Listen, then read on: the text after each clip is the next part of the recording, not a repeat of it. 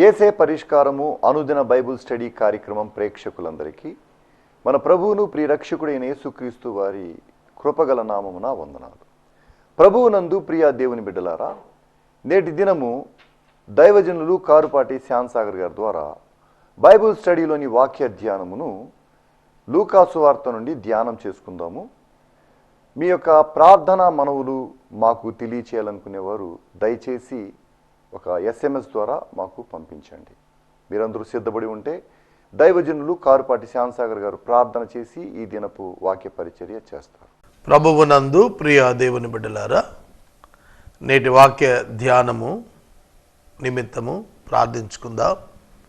తలలు వంచండి, ప్రార్థనలో ఏకీభవించండి. మమ్మలను మిక్కిలుగా ప్రేమిస్తున్న మా ప్రియ తండ్రి, మీకు వందనాలు, స్తోత్రాలు. నేటి వాక్య ధ్యానము ద్వారా మీరు మాతో మాట్లాడాలని మేము ప్రార్థిస్తున్నాం ప్రభు. మేము తలపెట్టిన ప్రతి పని మీ ఎదుట ఉన్నది, మీరు సఫలం చేయండి.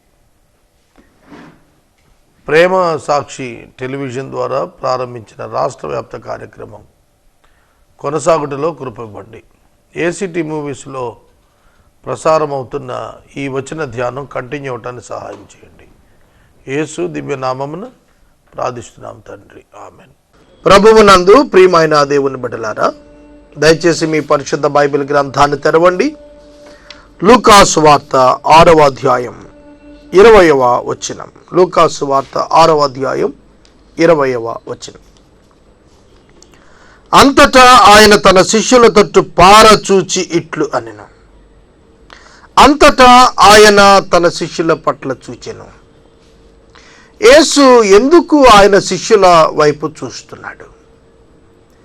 పై వచనాలు నిన్నటి వాక్య ధ్యానాన్ని మనం చూచినట్లయితే, యేసుక్రీస్తు ప్రభువాన్ని ఆయన బోధలను ఆటంకపరచడానికి, ఆయన చేస్తున్న అద్భుతాలను వంకలు పెట్టడానికి, ఆయనను వెంబడిస్తున్నటువంటి ధనవంతులైనటువంటి పరిసయ్యులు,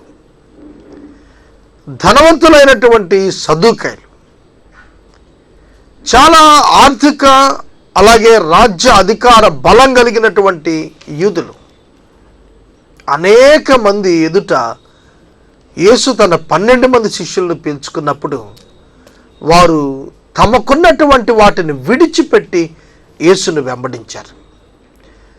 లూకాసు వార్త 5వ అధ్యాయంలో యేసు పేతురును పిలిచిన పిలుపు మనం చూచాం.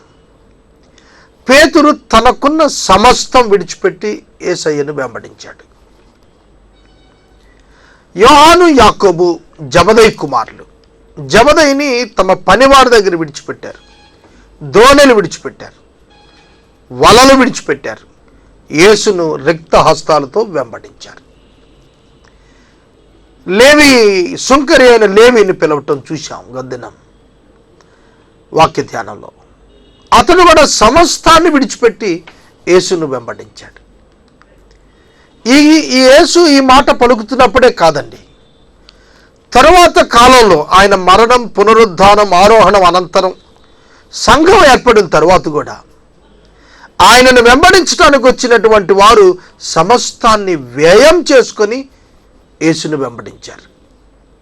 ఉదాహరణకు అపోస్తలుడైనటువంటి పౌలు, అతడు సౌలుగా ఉన్నప్పుడు సన్హెద్రిన్ సభ సభ్యుడు. సన్హెద్రిన్ సభ అంటే చాలా పెద్దది, యూదులు డెసిషన్ మేకింగ్ చేసేటువంటి సభ. అట్లాంటి దానికి మెంబర్ ఆయన. ఇవాళ మనం ఎంపీ ఎట్లా అంటున్నాం, అట్లా ఆయన గవర్నమెంట్లో చాలా పెద్ద ఆయన.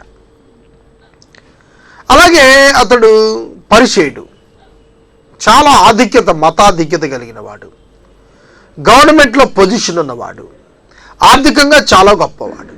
అవన్నీ విడిచిపెట్టుకొని వచ్చాడు. తుకిక్కు నాకు రాస్తూ మాట్లాడుతూ అంటాడు, అయ్యా నీ వచ్చేటప్పుడు నేను విడిచిపెట్టిన ఆ వస్త్రం తీసుకురామంటాడు. ఎంతగా తమను తాము తగ్గించుకున్నారంటారు. ఈ దినాల్లో యేసుక్రీస్తు ప్రభువు పేరిట ఆస్తులు సంపాదించుకుంటున్న వారిని చూస్తున్నాం. ఆస్తిని పోగొట్టుకున్న వారిని ఎక్కడ చూడటం లేదు మనం. పైపెచ్చు దేవుడు మమ్మల్ని దీవించాడని పాత నిబంధనలో ఉన్న రిఫరెన్స్లు చూపించి సంతృప్తి పడిపోతున్నాం. యేసు వద్దకు వచ్చి వారు పేదలు అయ్యారు. పేదలుగా వారు పేదలైన వారు యేసు వద్దకు రావటం కాదండి ఇక్కడ మనం చూచింది. ధనవంతులు యేసు వద్దకు వచ్చి తాము పేదలుగా ఉండటానికి ఇష్టపడ్డారు. పాత నిబంధనలో దేవునికి ఇష్టలైన వారు, దేవుని భక్తులు కూడా చేసింది అదే. తాము ఎంతగా వర్ధిల్లి ఆశీర్వదించబడి ధనవంతులైనా అది తమది కాదు అన్నట్టుగానే వారు జీవించారు. ఇవాళ ఎట్లా అయిపోయింది పరిచర్య చూడండి. అనేక సంఘాల్లో ఈ మధ్యన ఒక ఫ్రెండ్ మాట్లాడుతూ అన్నాడు, కొన్ని ఎస్టాబ్లిష్డ్ చర్చెస్లో ఈ సెక్యులర్ ఎంప్లాయ్మెంట్కి ఏ విధంగా లంచాలు ఇస్తారో అట్లా లంచగొండితనం కూడా ఎంటర్ అయిందని విన్నప్పుడు నేను చాలా ఆశ్చర్యపడ్డాను, ఒక విధంగా బాధపడ్డాను కూడా. పెద్ద సంఘాలకు లంచమిచ్చి వెళుతున్న సేవకులు ఉన్నారనేది విన్నప్పుడు ఆశ్చర్యం కలిగింది, అసహ్యం కూడా కలుగుతోంది. యేసుక్రీస్తు ప్రభువును వెంబడించిన వారు ధనవంతులైన వారు పేదవారయ్యారు. ఎందుకంటే తమ ధనం ప్రభువుకి ఇవ్వటానికి వాళ్ళు ముందుకొచ్చారు. 3000 మంది ఒక్క ప్రసంగంలో పేతురు భక్తుని చేత ప్రభువును తెలుసుకున్న వారు మారు మనసు పొంది తమకు కలిగిన సమస్తం అమ్మి తెచ్చి ఆయన పేతురు పాదాల దగ్గర పెట్టారు. పేతురు అవన్నీ సంఘంలో 7 నేర్పరిచి వాళ్ళకి అప్పగించి, మేము వీటిని పంచడానికి కాదు మమ్మల్ని దేవుడు పిలిచింది, వీఆర్ నాట్ ఫర్ దిస్, ఈ డబ్బు ఈ మెయింటెనెన్స్ కోసం కాదండి మేము పిలువబడింది, మేము సువార్త ప్రకటించాలని వాళ్ళు లేచి వెళ్ళిపోయారు. సోదరుడా సోదరి, డబ్బును జాగ్రత్త. మినిస్ట్రీ విషయంలో, మనీ విషయంలో జాగ్రత్తగా ఉండాలి. మినిస్ట్రీలో మనీ పాత్ర, డబ్బు పాత్ర చాలా తక్కువ. అది కేవలం ఒక కమోడిటీ, ఒక వస్తువు వంటిది అనేది మీరు గుర్తెరగకపోతే అది మిమ్మల్ని పట్టుకుంటుంది, జాగ్రత్త. అది మీకు ఒక యజమానుడై కూర్చుంటుంది, జాగ్రత్త. ప్రియమైన దేవుని బిడ్డలారా, ఇది ప్రతి విశ్వాసి, ప్రతి క్రైస్తవుడు మేల్కొనవలసిన అంశం ఇది. ఈ చివరి దినాల్లో చాలామంది క్రైస్తవులు సంపాదన మీద పడ్డారు. క్రీస్తును కలిగిన వాడు సంపాదించవద్దని బైబిల్ చెప్పలేదు, కానీ సంపాదించినది దాని కొరకే జీవించాలనే ఉద్దేశం తప్పు అనేది అర్థం చేసుకోవాలి. నీ అభివృద్ధి యేసుక్రీస్తుని బట్టి ఉండాలి, దేవుని బట్టి ఉండాలి తప్ప నీ డబ్బును బట్టి నీ అభివృద్ధి కాదు. 19 సంవత్సరాల సేవా జీవితం, 19 ఏళ్ల క్రితం ఎట్లా ఉందో ఇప్పుడు కూడా అంతే. వ్యక్తిగతంగా ఏమి సంపాదించాలి అనే దాని మీద ఎన్నడూ తిరగలేదు. ప్రియమైన దేవుని బిడ్డలారా, యేసు అందుకు వారిని చూచి మాట్లాడుతున్నాడు. తన ఎద్దుకు వచ్చిన వారిని చూచి, ఆ 12 మంది శిష్యులను చూచి, తన శిష్యుల తట్టు పారజూచి తేటగా చూస్తున్నాడు. మామూలుగా చూడటం కాదు, అందరిని చూసినట్టుగా కాదు, ఒక విభ్రాంతితో, ఒక ఆశ్చర్యంతో, ఒక సంతోషకరమైనటువంటి ఒక ప్రత్యేకమైన చూపు వారి మీద యేసు నిలిపి మాట్లాడుతున్నాడు. చాలా లోతైనటువంటి భావం కలిగి ఉన్నాడు యేసుక్రీస్తు ప్రభువారు. ఆయన పైకి మాట్లాడుతున్న మాట వెనకాల చాలా ఎక్సర్సైజ్ ఉంది, చాలా సంఘర్షణతో, చాలా ఆలోచన చేసి ఆయన గ్రహించుకుని మాట్లాడుతున్నాడు. చదువుకుందామా? బీదలు అయిన మీరు ధన్యులు. బీదలు ధన్యులు అనలేదు బైబిల్ గ్రంథంలో, బీదలు ధన్యులు అనలేదండి. బీదలు అయిన మీరు ధన్యులు. దేవుని నామానికి స్తోత్రం. దేవుని నిమిత్తం బీదలు అయిపోయినటువంటి వీరు ధన్యులు. ఈ దినాల్లో మనకు ఆలోచన, ఇంకా ఇల్లు కట్టలేదేం, ఇంకా పెద్ద కారు కొనుక్కోలేకపోయామే, ఇంకా సౌఖ్యమైనటువంటి పరిస్థితులకు వెళ్ళలేకపోతున్నామే, దీని కొరకు డబ్బు లేకుండా పోయింది, ప్రాజెక్ట్స్ ఎక్కడొస్తాయి, డబ్బు ఎక్కడొస్తుంది, లంచం ఎక్కడొస్తుంది, ఇంకా పెద్ద ఉద్యోగం ఎక్కడొస్తుంది, వీటి మీద మన దృష్టి వెళుతున్నంత కాలం దేవుని యొక్క ఆలోచనలు మనం ప్రక్కన పెడుతున్నట్లే. పేదలైన మీరు ధన్యులు, దేవుని రాజ్యం మీది. ఎంత గంభీరమైన మాటలు మాట్లాడుతున్నాడు చూడండి. మీరు వ్యర్థంగా మీరు త్యాగం చేయలేదు. మీరు త్యాగం చేసుకున్న సమస్తము మీరు ఒక దినాన ఎంతో అద్భుతంగా పొందబోతున్నారు. దేవుని రాజ్యం మీదే. అంటే పేదలది దేవుని రాజ్యమన్నా? కాదండి. పేదగా ఉన్న ప్రతోడు దేవుని రాజ్యంలో ఎంటర్ అయిపోతాడా? పేదలు పాపులు గారా? దేవుని వాక్యం అట్లా చెప్పలేదు. యేసుక్రీస్తు ప్రభువు శిష్యులను చూచి మాత్రమే ఈ మాట చెబుతున్నాడు. యేసును వెంబడించటానికి సమస్తాన్ని విడిచిపెట్టుకొని పేదలైపోయిన అపోస్తలులను గురించి మాట్లాడుతున్నాడు. పరలోక రాజ్యం మీది. మీరు నన్ను వెంబడించారు, నా యందు విశ్వాసం ఉంచారు, లోకాన్ని కాదనుకున్నారు, డబ్బును కాదనుకున్నారు, పొజిషన్ కాదనుకున్నారు, కుటుంబం కాదనుకున్నారు, మీ వ్యక్తిగత సౌఖ్యం కాదనుకొని నా వెంబడిబడి వచ్చారు. దేవుని రాజ్యం మీది. ఎవరికి ఇస్తాడు ప్రభు? వారికి కాక ఇంకెవరికి ఇవ్వగలుగుతాడు? ప్రియమైన దేవుని బిడ్డలారా, ఆయన యందు విశ్వాసం ఉంచిన వారిదే దేవుని రాజ్యం. ఇప్పుడు ఆకలి గొనుచున్న మీరు ధన్యులు, మీరు తృప్తిపరచబడుదురు. చూడండి, వారు ఆకలి గొనుచున్నారని ప్రభు తేటగా చెబుతున్నాడు. పౌలు కొరింథీయులకు రాస్తూ తాను పడినటువంటి శ్రమలను గురించి తెలియపరుస్తూ చెప్పినవి పలుమార్లు నేను మీ మధ్యన చదివానండి. వాటిల్లో అతడు చెబుతాడు, ఎన్ని కష్టాలు తాను అనుభవించాడో మాట్లాడతాడు. పరిశుద్ధుడైన పౌలు కొరింథీయులకు రాస్తూ చెప్పిన మాటలలో తాను అనేక పర్యాయాలు ఆకలి దప్పులు కలిగి ఉన్నట్లుగా మాట్లాడుతూ వచ్చాడు. 2వ పత్రిక కొరింథీయులకు పౌలు రాసిన 2వ పత్రిక 11వ అధ్యాయం 22వ వచనం నుండి ఆయన మాట్లాడుతూ తన యొక్క ఆధిక్యతలను చెబుతూ తాను ఎట్లా శ్రమ పడ్డాడో జ్ఞాపకం చేశాడు. అంటాడు, మేము బలహీనులమై ఉన్నట్టు అవమానముగా మాట్లాడుచున్నాను. ఏ విషయమందు ఎవడైనా ధైర్యం కలిగి ఉన్నాడో ఆ విషయమందు నేను కూడా ధైర్యం కలిగిన వాడును. అవివేకంగా మాట్లాడుచున్నాను. వారు హెబ్రీయులా? నేను హెబ్రీయుడనే.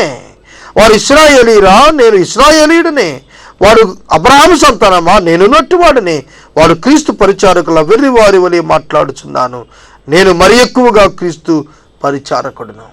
తాను మాట్లాడుతున్నాడు, యూదుల చేత 5 మార్లు ఒకటి తక్కువ 40 కొరడా దెబ్బలు తింటిని, 3 బెత్తములతో కొట్టబడి తిని, 3 వాడపగిలి శ్రమపడి తిని, ఒక రాత్రి సముద్రంలో గడిపి తిని, అనేక పర్యాయములు ప్రయాణములలో, నదులలో ఆపదలలో, దొంగల వలన ఆపదలలో, స్వజనుల వలన ఆపదలలో, పట్టణములో ఆపదల్లో, అరణ్యముల ఆపదల్లో, నేను సముద్రములో ఆపదల్లోను కపట సహోదరుల ఆపదల్లోను ఉంటిని. చూడండి, కష్టముతోనూ జాగరణములతోనూ ఆకలి దప్పులతోనూ తరచుగా ఉపవాసములతోనూ చలితోనూ దిగంబరత్వముతోనూ ఉంటిని. ఏమొచ్చింది పౌలు గారికి? ఎందుకు ఉండాలి? పౌలు రాజీ పడితే మరలా తిరిగి సరిహద్దున సభకు సభ్యుడికి వెళ్ళొచ్చు. వెళ్ళలేదు.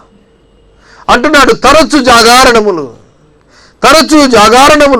తరచు ఆకలి దప్పులు, తరచు ఉపవాసములు, తరచు చలి, తరచు దిగంబరత్వము. సోదరుడా, సోదరి, పేదలైన మీరు ధన్యులు, పేదలైన మీరు ధన్యులు. దేవుని యొక్క వాక్యం క్రైస్తవునికి ధైర్యాన్ని ఇస్తోంది. డబ్బు లేదు అని చెప్పి భయపడద్దు, పేదరికంలో ఉన్నానని దిగులు పడవద్దు. నాకు తెలిసిన ఒక చాలా పెద్ద దైవ సేవకుడు ఉన్నాడు, 85 సంవత్సరాలు. ఆయన చాలా పెద్ద పొజిషన్ చేశాడు, చాలా పెద్ద భక్తి చేశాడు, సేవకుడు, అనేక దేశాలు తిరిగాడు. ఆయన తన ఉపాధ్యాయుని ఉద్యోగం వదిలేసుకున్నాడు. సేవ కొరకు ఆయన పడిన కష్టాలు, అద్భుతమైన కష్టాలు పడ్డాడు. ఒక అద్భుత ట్రాన్స్లేటర్గా ఉన్నాడు వాళ్ళ. అయినప్పటికీ పేదరికాన్ని ఆయన ఆస్వాదిస్తున్నాడు. ఆయన బహు పేదరికంలో ఆస్వాదిస్తున్నాడు. ఆయన ఇంటికి మీరు వెళ్తే ఒక చిన్ని గదిలో అనేక గ్రంథాల మధ్యలో ఒక విరిగిపోయిన గోడ్రేజ్ చైర్, పాత చైర్లో ఆయన కూర్చొని ఆయన రాస్తూ ఉంటాడు. ఆయన వ్యాపారం చేస్తే ఎంత గొప్పవాడయ్యేవాడు. క్రైస్తవ వ్యాపారం చేసిన, క్రైస్తవుల మధ్య వ్యాపారం చేసిన అతనెంతో గొప్పవాడయ్యేవాడు. కానీ ఆయన అట్లనే ఉండిపోయాడు. గొప్ప పండితుడు. ఈ మధ్యకాలంలో అట్లాంటి పండితుడు నేను చూడలే. ఎందుకు చెప్తున్నానంటే వారు పేదరికాన్ని ప్రేమించారు. ప్రియమైన దేవుని బిడ్డలారా, దేవుని యొక్క వాక్యం మనకు హెచ్చరిక చేస్తోంది.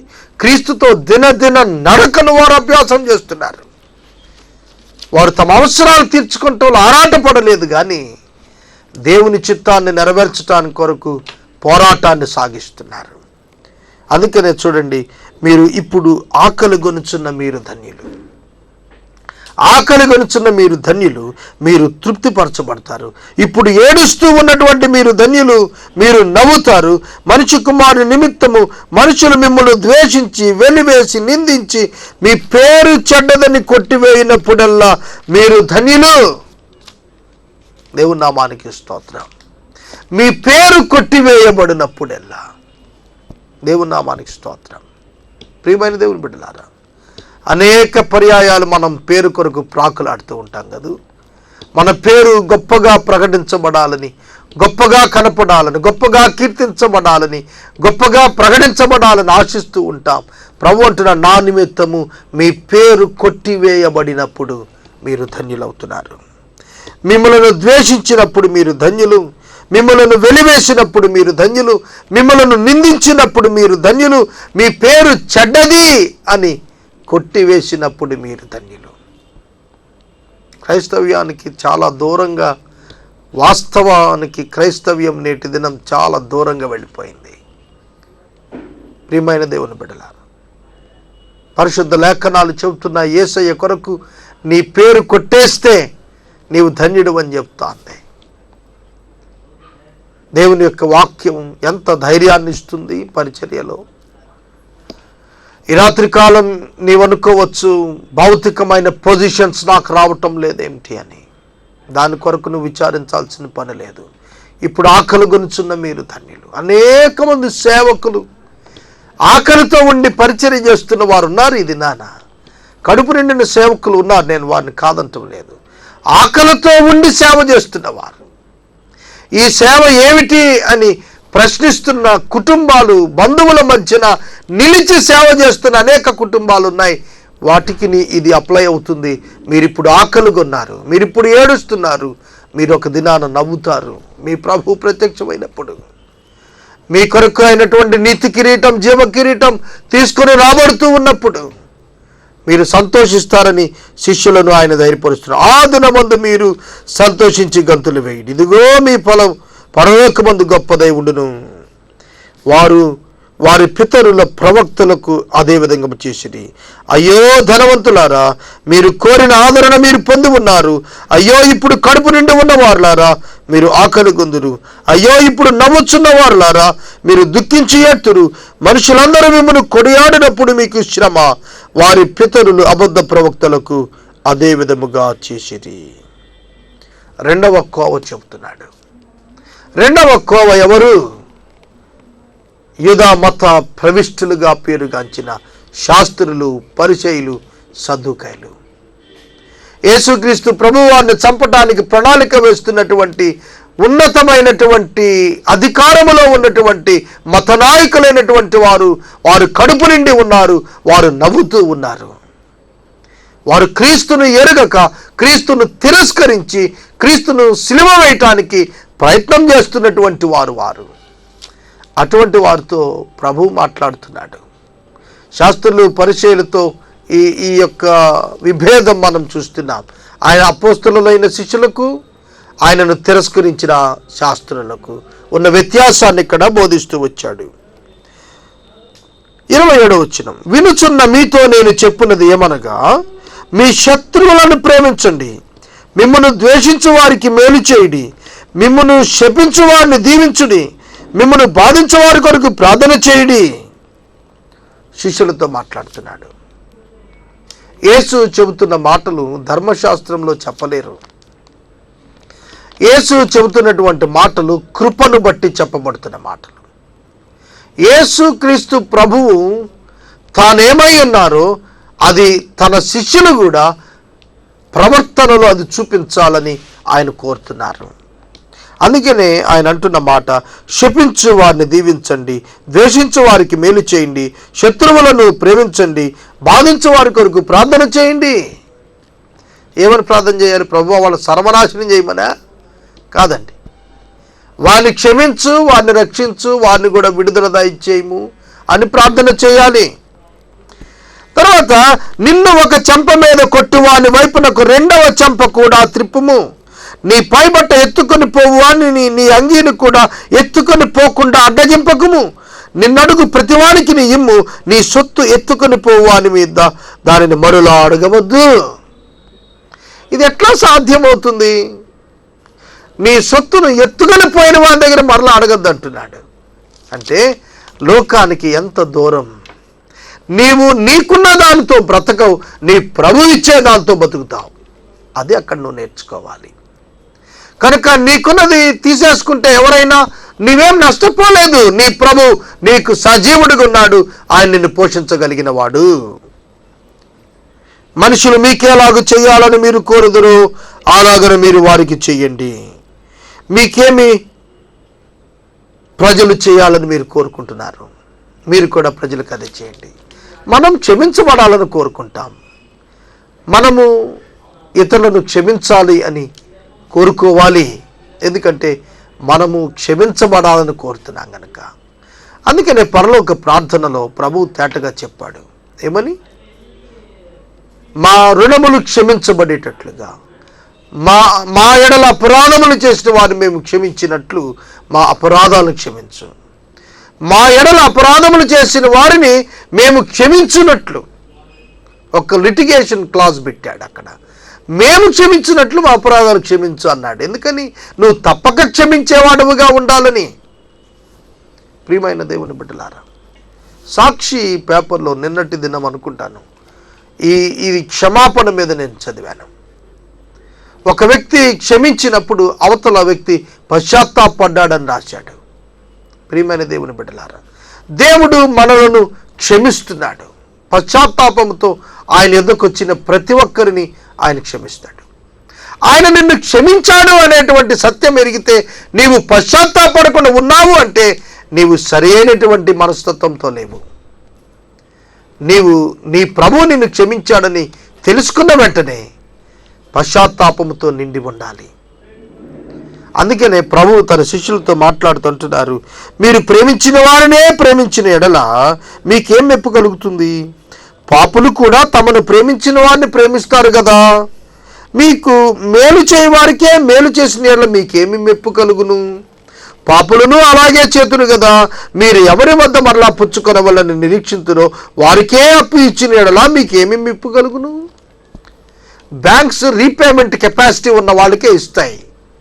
రీపేమెంట్ చేయలేకపోతే ఏదో ఒక సెక్యూరిటీ నుంచి మళ్ళీ వసూలు చేసుకుంటాయి. కాబట్టి బ్యాంకులకి ఏం పెద్ద గొప్పతనం ఏం లేదు. అవునంటారు కాదంటారా? బ్యాంక్ ఇస్తుంది, వడ్డీ తీసుకుంటుంది, బ్యాంక్ ఇస్తుంది, వసూలు చేసుకుంటుంది. ఇవ్వగలిగిన వాళ్ళకే ఇస్తుంది బ్యాంక్. ఇది నాన్న. కానీ ప్రభువు చెప్తున్నాడు, ఇవ్వగలిగిన వాళ్ళకే ఇస్తే మీకేం మెప్పు కలుగుతుంది? ఇవ్వలేని వారు, తిరిగి చెల్లించలేని వారికి మీరు ఇవ్వండి. ఇది డివైన్ నేచర్. పరిశుద్ధులైన దేవుడు తన బిడ్డలైన ప్రజలైన వారికి నేర్పిస్తున్నాడు. యేసయ్య ఈ మాటలు చెప్తున్నాడు, మీకెవరు రీపే చేయలేరో వాళ్ళకి ఇవ్వండి. రీపేమెంట్ చేయలేని వారికి అప్పు ఇవ్వటం మొదలు పెడితే ఏ బ్యాంక్ అని దివాళా తీసేస్తుంది. ఒక్క ప్రభు బ్యాంక్ తప్ప, యేసుక్రీస్తు ప్రభు శిష్యులు తప్ప ఎవరు ఈ పని చేయలేరు. మీకు తిరిగి ఇవ్వలేని వారికి ఇవ్వండి. మీరు ఇచ్చారా? మీకు మరలా తిరిగి ఇవ్వలేని వారికి మీరు ఇన్వెస్ట్ చేస్తున్నారా మీ జీవితంలో? మా వ్యక్తిగత జీవితంలో ప్రాక్టికల్ ఎక్స్పీరియన్స్ ఉంది. నాకు వీడు తిరిగి ఇవ్వలేడని తెలిసిన వారికి అనేక మందికి నేను ఇచ్చాను. ఎందుకంటే ప్రభువు మనకు ఇస్తాడు అనేటువంటిది మనం గుర్తెరగాలి. మనము ఆయనకు ఏమిచ్చి రుణం తీర్చుకోగలుగుతాం. ఏమీ ఇవ్వలేని వారు అయినప్పటికీ ఆయన సమస్తాన్ని మనకి ఇవ్వగలిగినటువంటి వాడు. మీరైతే ఎట్టి వారిని గుర్చి ఆయనను నిరాశ చేసుకొనక మీ శత్రువులను ప్రేమించండి, మేలు చేయండి, అప్పు ఇయ్యండి, అప్పుడు మీ ఫలము గొప్పదై ఉంటుంది. మీరు సర్వోన్నతులకు దేవుని కుమారులై ఉంటారు. ఆయన కృతజ్ఞత లేని వారి ఎడలను దుష్టుల ఎడలను ఉపకారి అయి ఉన్నాడు. కాబట్టి మీ తండ్రి కనికరము గలవాడే ఉన్నట్టు మీరును కనికరం గలవారై ఉండండి. తీర్పు తీర్చకుడి, అప్పుడు మిమ్మల్ని గురించి మీకు తీర్పు తీర్చబడదు. నేరము మోపకుడి, అప్పుడు మీ మీద నేరము మోపబడదు. క్షమించుడి, అప్పుడు మీరు క్షమించబడుదురు. ఇయ్యుడి, అప్పుడు మీకు ఇయ్యబడును. అణిచి కుదిలించి దిగజారినట్లు నిండు కొలతను మనుషులు మీ ఒడిలో కొలుతురు. మీరు ఏ కొలతతో కొలుతురో ఆ కొలతతోనే మీకు కొలవబడునని చెప్పాను. వాక్యాన్ని ఇక్కడ నేను నిలుపుదల చేస్తున్నాను. వాస్తవంగా 35వ వచనం నుండి గంభీరమైన సత్యాలు ఉన్నాయి. ఇవి ఆల్రెడీ మత్తయి, మార్కులో కూడా మనం ధ్యానం చేశాం. 38వ వచనం దగ్గర వాక్యాన్ని నేను ముగిస్తున్నాను. రేపటి వాక్య ధ్యానం కొరకు ప్రార్థించండి. ఎపిసోడ్ స్పాన్సర్స్ కావాలి, ముందుకు రమ్మని ప్రేమతో నేను మనవి చేస్తున్నాను. మనము ఇంతవరకు దైవజనులు కారుపాటి శ్యామ్సాగర్ గారి ద్వారా బైబిల్ స్టడీలోని వాక్య ధ్యానమును లూకాసు వార్త నుండి ధ్యానం చేసుకుందాం. మీ ప్రార్థనా మనవులు మాకు తెలియచేయాలనుకునేవారు దయచేసి SMS ద్వారా పంపించండి. అలాగే మీ కుటుంబ పక్షముగా ఒక ఎపిసోడ్ ఆర్థిక సహకారం అందించాలనుకునేవారు మాకు ఒక SMS పంపిస్తే మా సిబ్బంది మీ గృహాలను దర్శిస్తారు. అదేవిధంగా ప్రతిరోజు సాయంత్రము 7 గంటల నుంచి 7:30 వరకు బ్లెస్సింగ్ టీవీలో దైవజనులు కారుపాటి శ్యామ్సాగర్ గారి ద్వారా యోబు గ్రంథం యొక్క ధ్యానాలు జరుగుతున్నవి. దయచేసి ప్రేక్షకులందరూ కూడా వీక్షించాలని మనవి చేస్తున్నాం. ముగింపు ప్రార్థన ఆశీర్వాదాలతో ఈ కార్యక్రమాన్ని ముగించుకుందాం. ప్రార్థన. మమ్మల్ని మిక్కిలిగా ప్రేమిస్తున్న మా తండ్రి, వందనాలు. వాక్యము విన్న బిడ్డలను దీవించు. యేసు దివ్య నామమున అడుగుచున్నాం తండ్రి, ఆమేన్. తండ్రి అయిన దేవుని ప్రేమ, కుమారుని యేసయ్య కృప, పరిశుద్ధాత్మని అన్యోన్య సహవాసం సదా మనకు తోడైయుండును గాక. ఆమేన్.